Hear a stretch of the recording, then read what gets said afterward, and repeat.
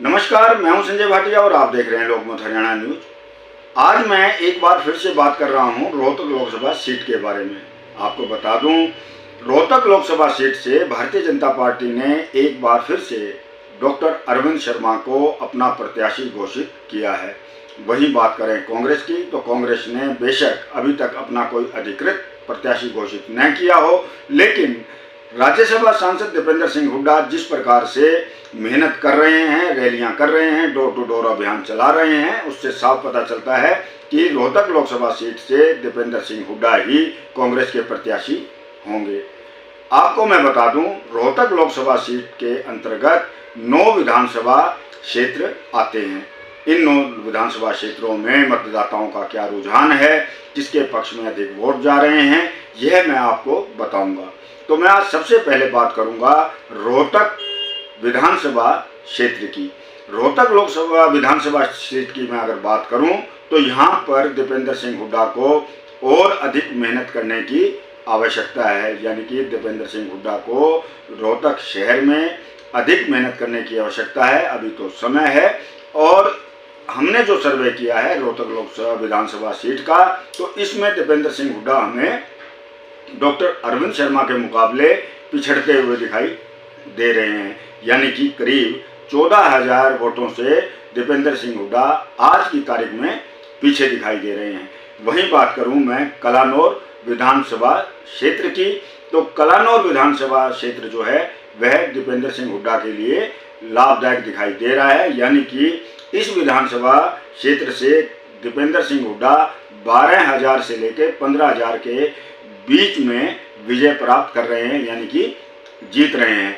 अगली विधानसभा है महम, जो कि एक बड़ी महत्वपूर्ण विधानसभा है, यह सीट है, और यहाँ से हमेशा दीपेंद्र सिंह हुड्डा को अच्छा खासा आशीर्वाद मिलता रहा है। तो इस बार भी जो रुझान हमें स्पष्ट दिखाई दे रहे हैं महम से, तो महम से 24,000 से लेकर 26,000 के बीच में दीपेंद्र सिंह हुड्डा जीतते हुए हमें दिखाई दे रहे हैं महम विधानसभा सीट से।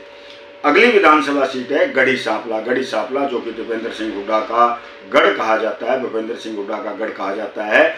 यह क्षेत्र हमेशा भूपेंद्र सिंह हुड्डा और दीपेंद्र सिंह हुड्डा का गढ़ कहा जा रहा है। तो इस बार भी गढ़ी सांपला के लोग बढ़ चढ़कर वोट देंगे। तो उसके अनुसार 45,000 से लेकर 48,000 के बीच में दीपेंद्र सिंह हुड्डा यहाँ से जीतते हुए दिखाई दे रहे हैं। ये मैं बात कर रहा हूँ गढ़ी सांपला की। अगला जो विधानसभा है वो है झज्जर विधानसभा क्षेत्र। तो यहाँ से दीपेंद्र सिंह हुड्डा करीब 16,000 से लेकर 18,000 वोटों से जीत कर आगे दिखाई दे रहे हैं, डॉक्टर अरविंद शर्मा के मुकाबले में आगे दिखाई दे रहे हैं। अगला जो विधानसभा क्षेत्र है वो है बहादुरगढ़। यहाँ पर दीपेंद्र सिंह हुड्डा को मेहनत करने की आवश्यकता है, अधिक मेहनत करने की आवश्यकता है। यानी कि बहादुरगढ़ विधानसभा क्षेत्र से दीपेंद्र सिंह हुड्डा करीब 9,000 वोटों से पीछे दिखाई दे रहे हैं बहादुरगढ़ विधानसभा से।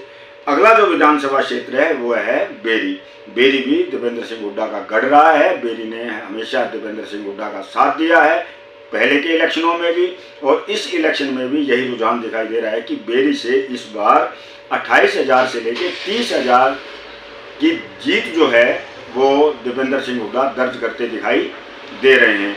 इसी प्रकार बादली भी दीपेंद्र सिंह हुड्डा का गढ़ कहा जाता है, और इस बार दीपेंद्र सिंह हुड्डा 17,000 से लेकर 20,000 वोटों से आगे दिखाई दे रहे हैं। यानी कि बादली विधानसभा सीट से जो जीत दर्ज कर रहे हैं।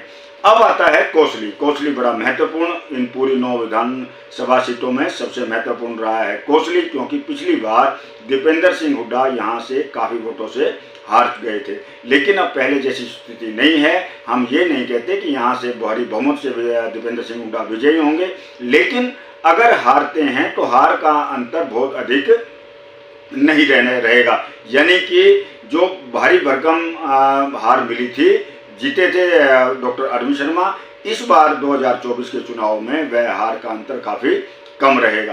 तो ये पूरे उन 9 विधानसभा क्षेत्रों का जो मैंने सर्वे किया, हम लोगों ने सर्वे किया, उसका जो परिणाम निकल के आया, तो आज की तारीख में डॉक्टर अरविंद शर्मा से काफ़ी आगे दिखाई दे रहे हैं दीपेंद्र सिंह हुड्डा। यानी कि कुल आंकड़ा हम लगाएं तो 50,000 से लेकर 1.5 लाख के बीच की जीत जो है वो दीपेंद्र सिंह हुड्डा दर्ज कर रहे हैं। ये तो भविष्य में जब मतदान होगा तब पता चलेगा और जब रिजल्ट आएगा तब पता चलेगा। लेकिन ये आज तक का जो हमारा 1 महीने का सर्वे था, हम जो विधानसभा क्षेत्रों में गए, एक एक गांव में गए, हमने वहाँ जानकारियाँ इकट्ठी की, तो उस जानकारी के अनुसार ये निकल कर आया। और मैं ये भी नहीं कहता कि ये बिल्कुल ठीक है, 1-2 हज़ार वोट ऊपर नीचे हो सकती हैं। तो हमारे इस सर्वे के अनुसार दीपेंद्र सिंह हुड्डा इस बार 50,000 से लेकर 1.5 लाख वोटों से आगे चल रहे हैं, यानी कि जीत रहे हैं।